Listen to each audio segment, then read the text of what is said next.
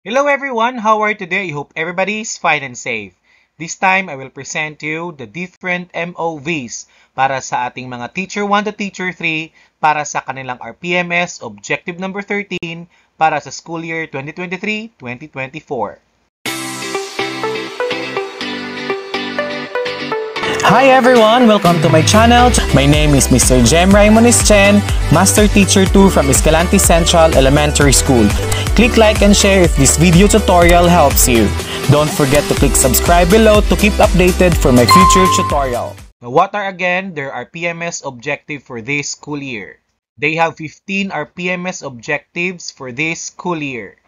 And we will focus on these non-classroom observable indicators. Specifically, on RPMS Objective 13, participated in professional networks to share knowledge to enhance practice. Meron po tayong Module 23 na PPST resource package for this, and we will discuss some items of this module. Now, kapag sinabi nating participation, ito'y tumutukoy sa pakikilahok ng mga guro sa mga professional networks na nakakatulong sa kanilang pagpapalawak ng kanilang kaalaman at mapapabuti palalo yung kasanayan sa pagtuturo. Kapag sinabi naman natin professional network, ito ay isang connected community ng mga teachers o ng mga educators na maaring online tulad ng LinkedIn na nagbibigay ng mga opportunities sa ating mga guro na mapalago pa ang kanilang professional na kaalaman. Kapag sinabi naman nating sharing knowledge, ito ay isang activity na kung saan ang mga information, yung mga nakasanayan, yung mga expertise ay walang atubiling ibinabahagi ng mga guro sa kanilang mga kasamahan at sa iba pang mga stakeholders upang mapagyaman pa ang kanilang teaching practice. Kapag sinabi naman natin enhancement of practice, ito ay tumutukoy sa pagpapayaman ng method o pamamaraan ng pagtuturo. Teacher Chari ay nakipagtulungan sa kanyang mga kasamahan sa Learning Action Cell session na kung saan ibinahagi niya ang mga natutunan mula sa session. Tinalakay nila ang mga suliranin sa silid-aralan, nagpasya silang magbuo ng mga interactive na activities upang hikayatin yung mga mag-aaral. So ang positibo at aktibong tugon ng mga mag-aaral ay nagpapatunay sa pagpapabuti ng pagtuturo ni Teacher Chari at ng kanyang mga kasamahan. Now, ang page na to ay nagbibigay ng mga suggestions para mapabuti pa ang mga kasanayan ng mga guro sa pamamagitan ng pagsali nito sa mga professional networks. Una, makilahok sa mga development programs ng mga professional na organization bukod pa sa mga regular na mga programs na binibigay ng paaralan. Pwede ring lumikha ng sariling network kasama yung mga kasamahan. Pwede ring sumali sa mga online communities para sa mga guro.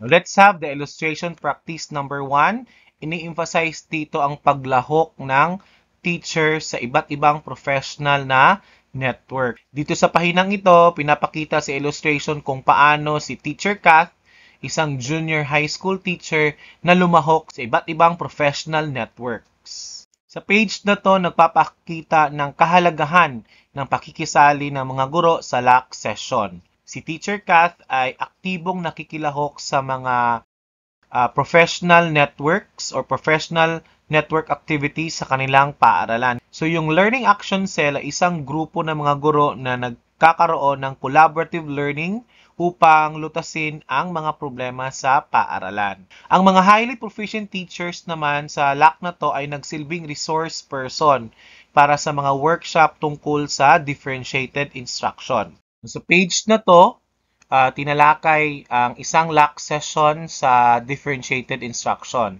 Ipinapakita kung paano si Teacher Kath at ang iba pang mga guro na nakibahagi ng kanilang experiences sa talakayan ng LAC session upang mapabuti ang kanilang pagtuturo. Naging inspirasyon si Teacher Kath sa paggamit ng differentiated instruction mula sa mga inputs na kanyang mga kasamahan at ang sarili niyang karanasan. On this page, pinapakita yung pakikilahok naman ni Teacher Kath sa mga online communities para sa mga guro na maaaring ma-access anumang oras at kahit saan. So, halimbawa yung LinkedIn. So, si Teacher Kath ay isang member ng LinkedIn, no, isang business at employment-oriented na service website.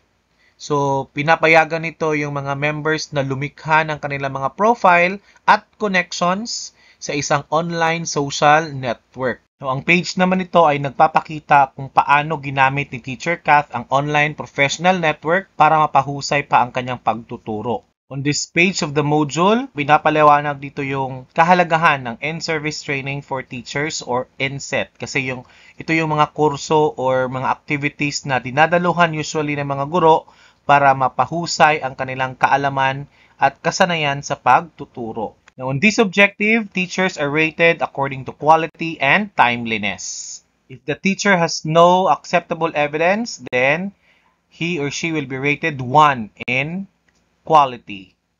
Kapag ang guro ay dumalo sa isang seminar or webinar, for example, sa mga teaching strategies or other related topics related to teaching, but yung seminar na yan ay hindi nangangailangan ng output o hindi nangangailangan na ang guro ay gumawa ng anumang follow-up work, then ang makukuha lang ni teacher na rating is unsatisfactory or rating 2. Now, rating 3 naman kung ang teacher ay nakilahok sa mga professional network o activities na nangangailangan ng output upang magbahagi ng kaalaman at para mapabuti pa yung kanyang teaching practice. Now, kasama sa requirement ng seminar na yan ay gumawa example ng lesson plan gamit yung mga makabagong pamamaraan sa pagtuturo. So, ang guro ay nagpapakita dito ng MOV like lesson plan. Pumili lang siya ng MOV dyan. Pwede, again, yung certificate of participation. And then, kinakailangang mag-insert din siya ng output.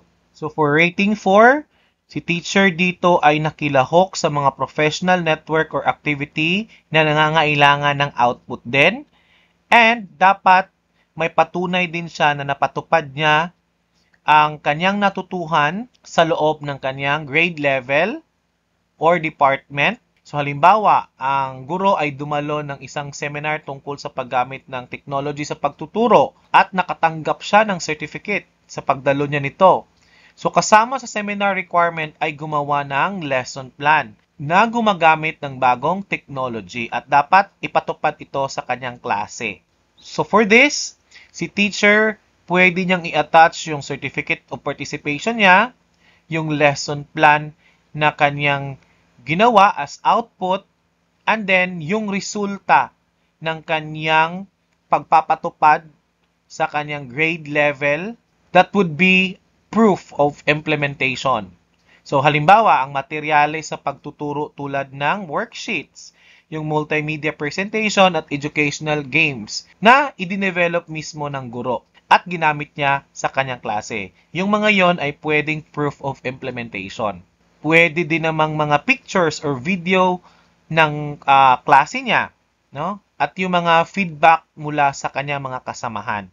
Now, rating 5 naman, sa quality ang makukuha ni teacher kapag nakilahok si teacher sa isang professional network or activity, nangangailangan pa din ng output at patunay na na-implement niya at naibahagi niya ang kanyang natutuhan at kaalaman sa school level na. So for example, if the teacher attended a certain seminar and that seminar requires action plan. So yung action plan na yan na ginawa ni teacher sa isang particular teaching strategy ay dapat mapatupad sa buong paaralan. Pwede rin gawing proof of implementation yung mga minutes of meeting, progress reports, at feedback mula sa mga kasamahan sa iba't ibang grade level. Example, yung MOV na isasubmit ni teacher ay yung certificate of participation na nasalihan niya na training. Pero dapat yung training na to ay may requirement, no, na dapat i-submit. So for example, umattend siya ng training on innovation workshop. So usually yung output dyan ay yung proposal, innovation proposal. So dapat nagawa yan ni teacher, no? Pero itong outputs na nire-require, pwede din namang in a form of lesson plan, pwede yung instructional materials, action plan, or kahit na anumang teaching-related materials. Yung proof of implementation naman nung innovation na na-propose ni teacher at plano niyang i-implement yun in a school level, so dapat siyang mag-submit ng proof na na-implement niya yung innovation or yung proposed innovation niya. Pwedeng mag-submit si teacher ng write-up pagkatapos niyang ma-implement ang innovation niya sa inyong paaralan. No?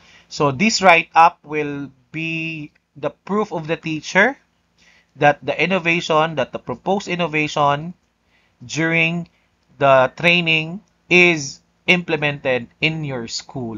Pero yung mga proof na implementation na yan, again, teacher, ay pwede na namang in the form of implemented action plan, lesson plan na na-execute or nagamit sa klase.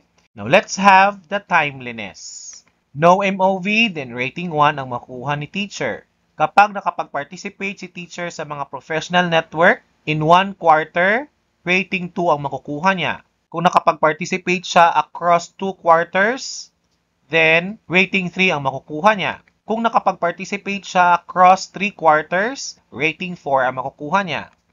Then, kapag nakapag-participate siya sa mga professional networks and activities across 4 quarters, then 5 ang makukuha niya sa timeliness. That's all, teachers. I hope this video helped you in preparing your portfolio for our PMS objective number 13. Till next time, keep safe, everyone!